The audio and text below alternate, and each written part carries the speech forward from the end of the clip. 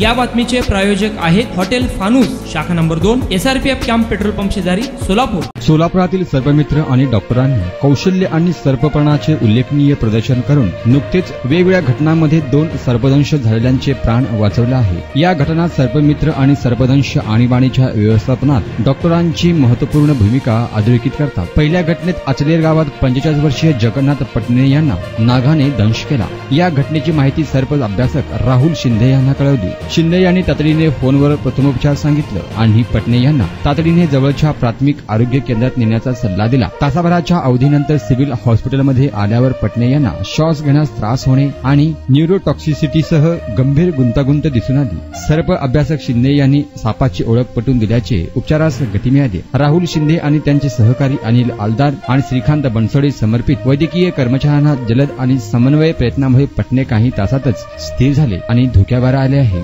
दुसऱ्या घटनेत बोरामणी येथील मोहोळकर तांडा येथे 50 वर्षीय सुलोचनाबाई चव्हाण यांना त्यांच्या शेतात काम करत असताना अतिविषारी घोणस सापाने दंश केला। दुर्गम स्थानामुळे चव्हाण यांना गावात पोहोचण्यासाठी आणि प्राथमिक उपचार घेण्यासाठी थोडा वेळ लागला। त्यांचा मुलगा सचिन चव्हाण यांनी सर्पमित्र अनिल आलदार यांच्याशी संपर्क साधला। आलदार यांनी हा साप अतिशय विषारी असून तातडीने सोलापूरच्या सिव्हिल हॉस्पिटलमध्ये रुग्णास आणण्याचा सल्ला दिला। अनिल आलदार आणि राहुल शिंदे यांच्या प्रयत्नाने चव्हाण यांना तातडीने रुग्णालयात दाखल करण्यात आले। शिंदे व आलदार यांनी या घोणस सापाची त्वरित ओळख पटवली, त्यामुळे डॉक्टरांच्या सुलोचनाबाई यांना होणाऱ्या लक्षणावर उपाय करता आला। आठवडाभराच्या उपचारानंतर चव्हाण यांना डिस्चार्ज देण्यात आला आणि ते पूर्णपणे बरे झाले आहेत। दरम्यानच्या काळात राहुल शिंदे व अनिल आलदार यांनी वारंवार रुग्णांच्या नातेवाईकांना भेटून धीर दिला। सर्प अभ्यासक राहुल शिंदे, अनिल आलदार, श्रीकांत बनसोडे यांसारख्या सर्प मित्राकडून मिळालेली योग्य मार्गदर्शन, सापाच्या वर्तनाचे त्यांचे विस्तृत ज्ञान, प्रथमोपचार आणि त्वरित कृती सर्पदंश झालेल्यांच्या रुग्णांची शक्यता लक्षणीयरित्या वाढवते। हे सर्पमित्र आणि डॉक्टर यांच्यातील सहयोग प्रयत्नामुळे पीडितांना वेळेवर आणि प्रभावी उपचार मिळाले। सोलापुरातील सर्पमित्र आणि डॉक्टरांच्या अथक प्रयत्नामुळे केवळ रुग्णांचा जीव वाचला नाही तर सर्पदंशाचा सामना करण्यासाठी जागरूकता आणि तयारीचा गंभीर गरज देखील दिसून आली। रुग्णसेवेस तत्पर असलेले doctor Sachin Bangar, doctor Prashant Kharat, doctor Nitin Battalwar, doctor Vishal Jagdale, doctor Jaymani, doctor Gurav Shelke, doctor Gorakh Malla तसेच अन्य स्टाफने परीक्षण घेतलं। जगन्नाथ पटणे आणि सुलोचनाबाई चव्हाण या दोघांच्या नातेवाईकांनी डॉक्टर आणि सर्पमित्रांचा सत्कार करून मिठाई वाटून आनंद व्यक्त केलाय। मोहोळकर तांडा, बोरामणी येथील मोहोळकर तांडा येथे एक स्नेक बाईट पेशंट आम्ही घेऊन आलो होतो। तर या पेशंटला घोणस बाईट झाला होता। तर यांची प्रकृती तशी बघायला गेली तर थोडीशी स्थिर होती, पण त्यांचं माइंडसेट थोडंसं खालावलं होतं आणि त्यांना जेव्हा आम्ही पेशंटला इथं ॲडमिट केलं त्यावेळेला सचिन सरांच्या चमूने म्हणजे या डॉक्टरांच्या प्रयत्नाने हा पेशंट आता आपल्याला एकदम ठणठणीत दिसत आहे। तर याचं कारण काय तर पेशंट वेळेत इथं आला आणि त्याला योग्य उपचार मिळाले। तर आम्ही सर्पमित्र, सर्प अभ्यासक म्हणून आमचं एकच म्हणणं आहे की साप चावल्यानंतर न घाबरता आधी सिव्हिल हॉस्पिटलला आपण येणं गरजेचं आहे। पहिल्या 1 तासामध्ये जर तुम्ही आलात, तासा 1.5 तासाच्या कालामध्ये, तर काय होईल, तुमचं जे काय गोल्डन आवर आहे तो वाचेल। म्हणजे या गोल्डन आवरमध्ये तुम्ही आलात तर तुमचे वाचायचे चान्सेस जास्त आहेत। तुम्ही तंत्रमंत्र न करत बसण्यापेक्षा न करता डायरेक्टली तुम्ही जर ह्या गोष्टी केल्या, जे मेडिसिन्स असतात ते व्यवस्थित जर घेतले तुम्ही, आयुर्वेदिक नाही तर ॲलोपॅथिक मेडिसिन, ते डॉक्टरांच्या मार्गदर्शनाने सिव्हिल हॉस्पिटलमध्ये येऊन तर 100% तुमचा जीव वाचेल। मध्ये ते डॉक्टर आपल्यासाठी काम करतात, ते ग्रामीण भागातील राहणारे शेतकरी।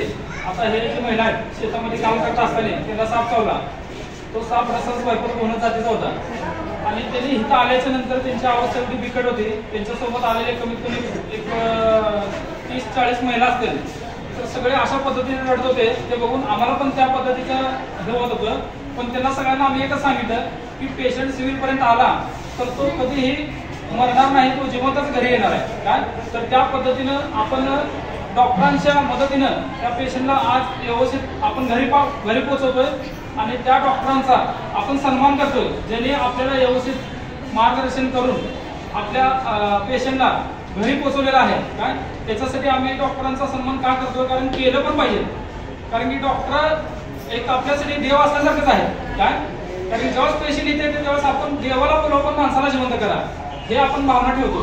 ठेवल्याच्या नंतर काय होतं माहिती का, पेशंट जगेल का नाही हे माणसाच्या मनामध्ये दुर्दुगी असते, पण सिव्हिलमध्ये असे डॉक्टर आहेत की ते 100% प्रयत्न करतातच आपलं सगळं पण लावतात पण पेशंटला बरं करतात. काही लोकांचं म्हणणं असं असतं की पेशंट इथं आला का दगावतो. शक्यच नाही. ज्यावेळेस पण पेशंट सिव्हिलमध्ये आला तो वाचणार म्हणजे वाचणारच. पण तो पेशंट यायला उशीर व्हायला नाही पाहिजे. जर तुम्ही आयुर्वेदिक करण्यामध्ये काय झाडपाला खाण्यामध्ये मंत्रतंत्र करण्यामध्ये जर तुम्ही वेळ घालवला तर पेशंट तुमचा गेला म्हणून समजा. आणि असे पेशंट खूप झाले. सिव्हिलच्या आवाजात पेशंट येतो आणि तो पेशंट एक्सपायर झालेला असतो. त्याच्यामुळे काय वाटतंय की डॉक्टरच्या चुकीच्या पद्धतीनं तो गेला काय असा मेसेज गावापर्यंत जातो. पण तसं नाही. पेशंट वेळेत जर हॉस्पिटलला आला तर तो 100% वाचणार म्हणजे वाचणार. अवघ्या 45 ते 45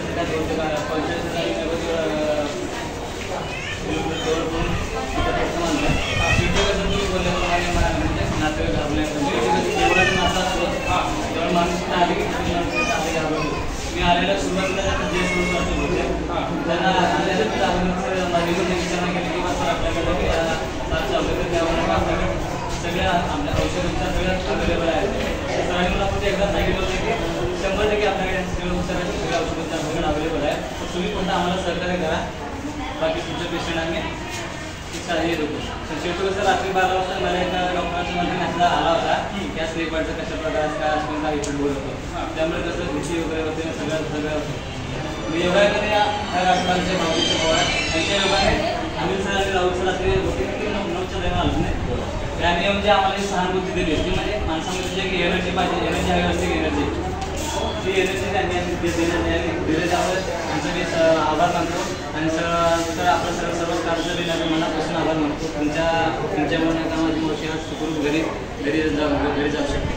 त्यामुळे सर्वांचे मी मनापासून आभार मानतो. वर्षानुवर्ष ग्राहकांच्या सेवेसाठी कटिबद्ध असणारे हॉटेल व्यवसायातील विश्वसनीय नाव हॉटेल फानूस. हैदराबाद रोडवरील हॉटेल फानूसच्या यशस्वी वाटचालीनंतर सोलापुरात आता नव्याने आपल्या सेवेत हॉटेल फानूसची दुसरी शाखा सुरू झाली आहे. शहरापासून जवळच स्वच्छ सुंदर वातावरणात फॅमिलीसाठी स्वतंत्र सोय, VIP गेस्टसाठी स्वतंत्र AC रूम, दिल्ली, मुंबई, हैदराबाद येथील स्पेशल डिशेस आता फक्त हॉटेल फानूस शाखा नंबर 2 मध्ये.